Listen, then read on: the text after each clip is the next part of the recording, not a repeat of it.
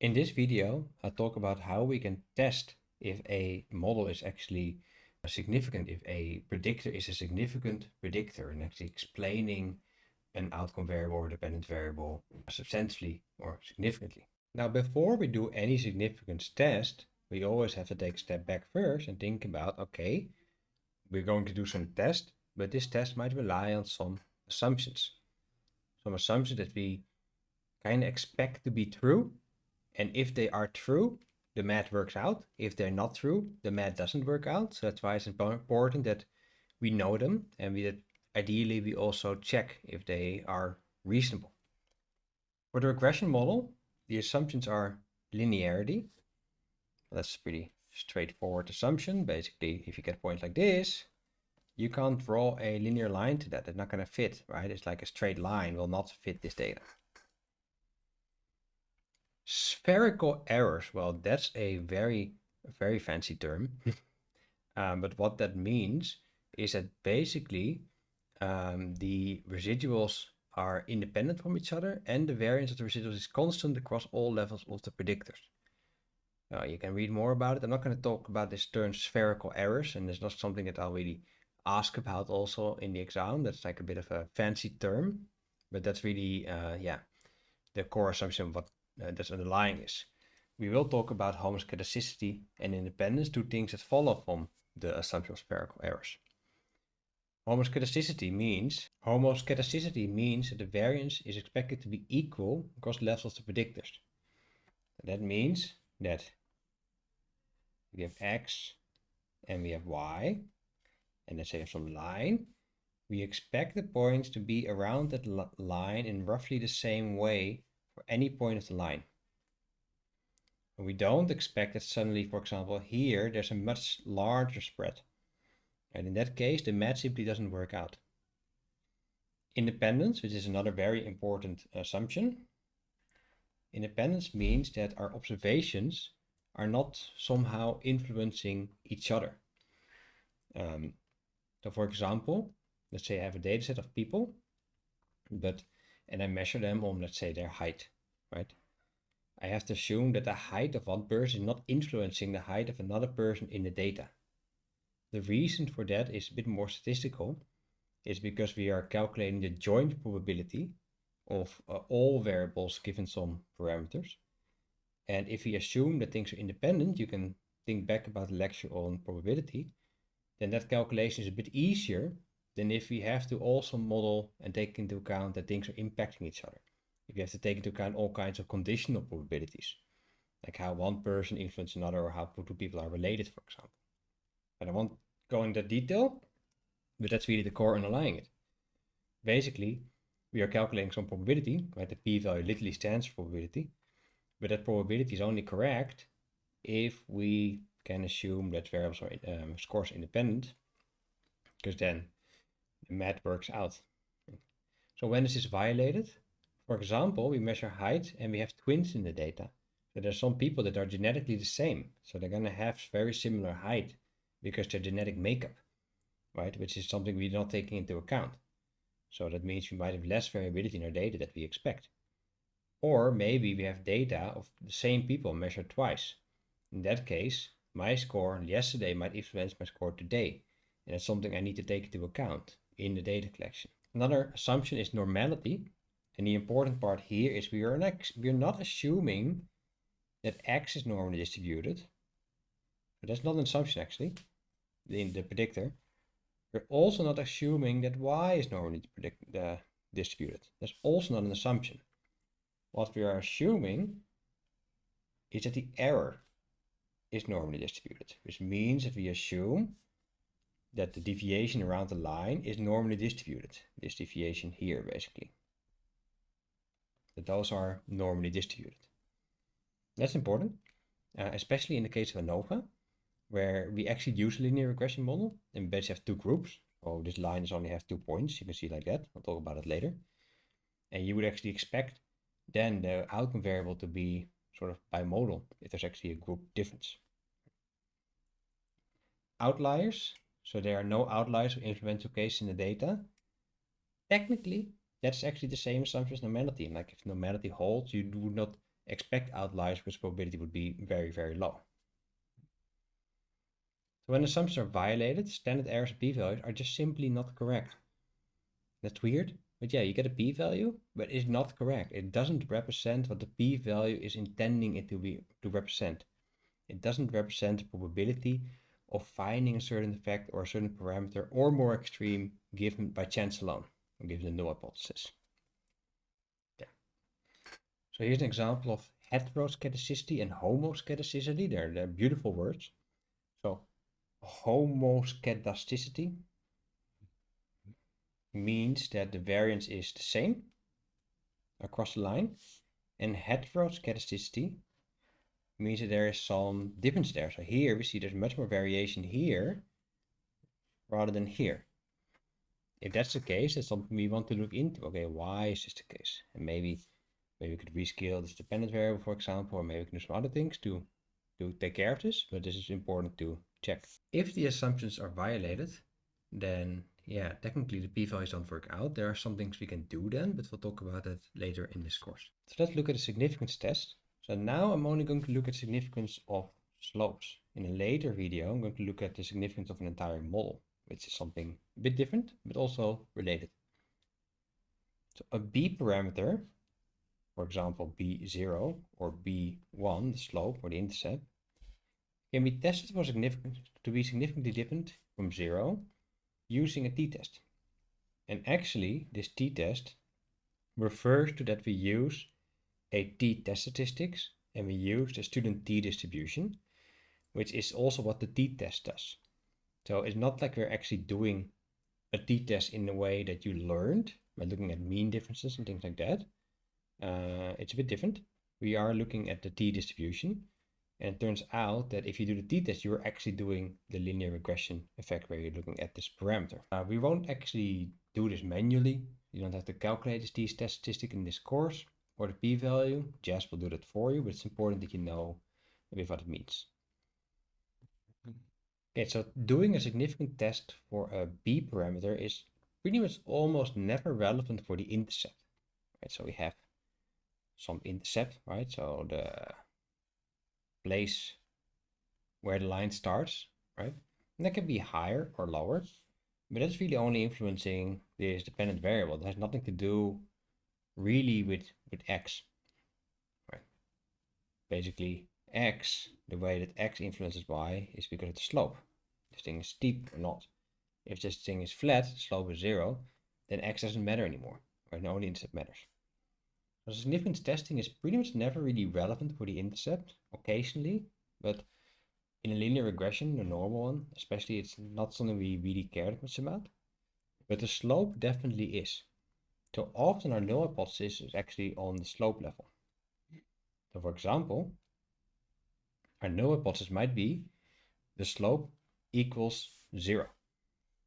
In this case, this true slope, right? So this doesn't have a head, not the estimated one. That's the one we're going to get if we collect data.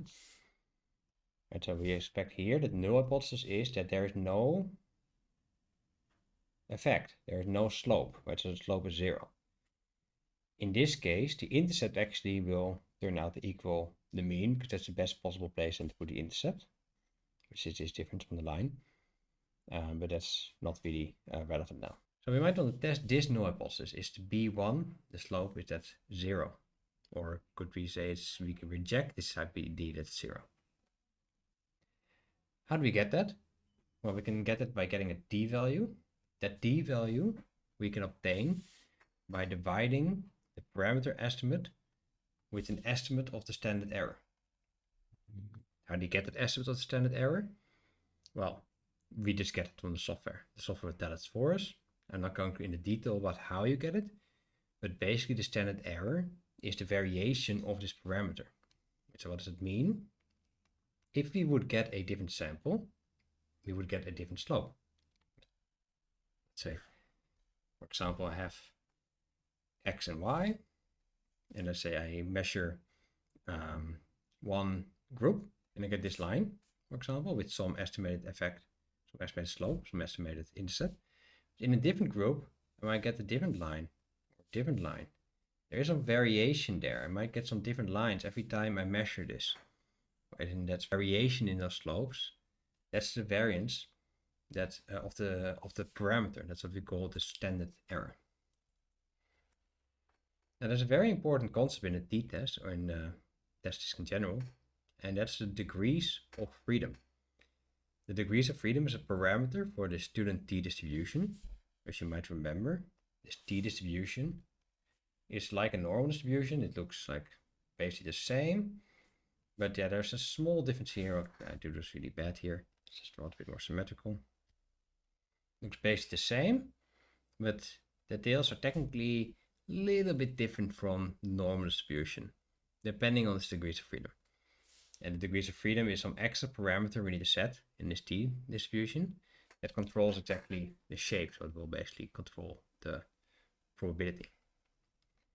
In this case, the degrees of freedom equals the sample size n minus the number of regression parameters in the models of the b's that we have, which we call p. So the degrees of freedom is n minus p. So n here is our sample size, the number of observations we have, and p is the number of parameters, or the b's in our model. In this case, how many parameters do we have? We have b0, that's 1, and b1, that's 2. So that means that the degrees of freedom for this t value is n minus 2 in this case. But in the case that we have actually more parameters, which you can do in a multiple regression, then it might be different. We might have n minus 3 or n minus 4.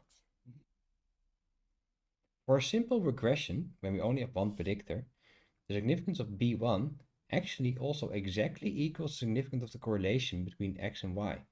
And that's a really amazing thing. The correlation is just looking at, is there a linear relationship between x and y? The regression is doing the same. So if this slope is higher than 0, that means that there is some correlation between them. And a nice thing about statistics is that if you ask the same question in different ways, you're going to get the same result. If you do a correlation test here, or you look at the significance of the slope in the regression model, it's the same p-value, the same t-value that's associated with it. In fact, if you transform x and y to z-scores, then the slope is actually equal to the correlation, which is like really amazing. Now, it gets even more interesting. Suppose we have one y variable measured in two groups. And so let's say I have hamsters and pigeons. Right, so we have group 1 here, hamsters, group 1, and we have pigeons group 2. Then we could quantify it actually. We can create a quantitative variable that shows when a person or a score is part of one group or another. We could, for example, say 0 for the hamsters and 1 for the pigeons. A variable like that, where we encode a group membership using 0 and 1s, is something we call a dummy variable.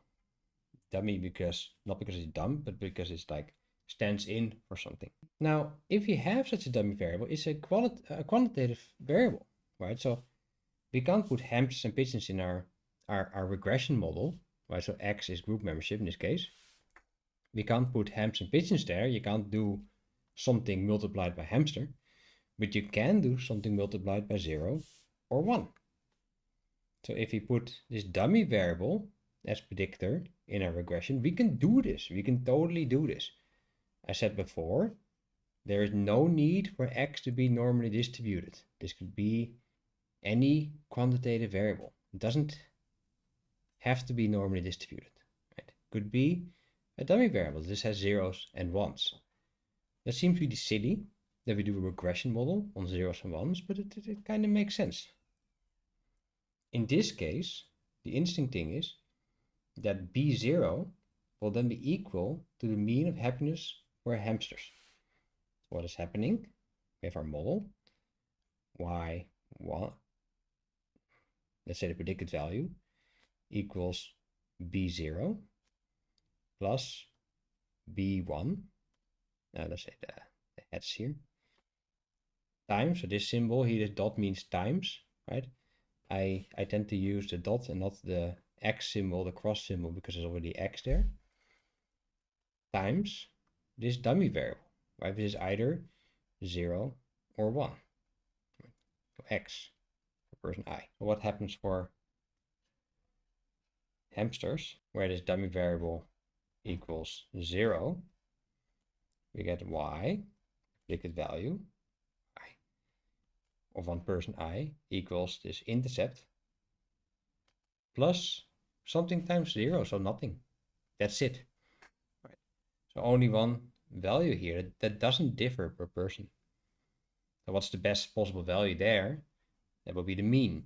Like the best possible thing you can do is predict the score by its mean if you don't have anything else to take into account. Right. For pigeons, we get x equals 1. So we get the predicted value of y equals b0 plus b1. Here we place these heads here so that they're estimated, right? So what's the difference here? Right, we have here this added b1, yeah, and this added b1, and the other thing is the same. So what's the best way to solve this and get like some unique prediction for people, for pigeons, and some unique prediction for hamsters? That is, if this b1 is the difference between the mean for the hamsters and the mean for the pigeons. Whoa, that's really cool, right? So b1 will equal the difference in the mean between the pigeons and the hamsters. That means that if b1 is significantly different from 0, we can conclude there's a significant difference between the means of two groups. But wait, we were already doing that with a t-test, an independent samples t-test. We were already trying to estimate the difference between two means of two groups, right? So why are we doing this different? Actually, we're not. We're doing the same thing. This is one way to interpret the t-test. And the significance will exactly equal what you do if you get a independent t-test. I'll show some more examples of how a regression model and the correlation and the t-test really align with each other in the next videos, where we talk about multiple regressions, and we're going to move more towards also incorporating group membership through dummy variables. And that's it for this video.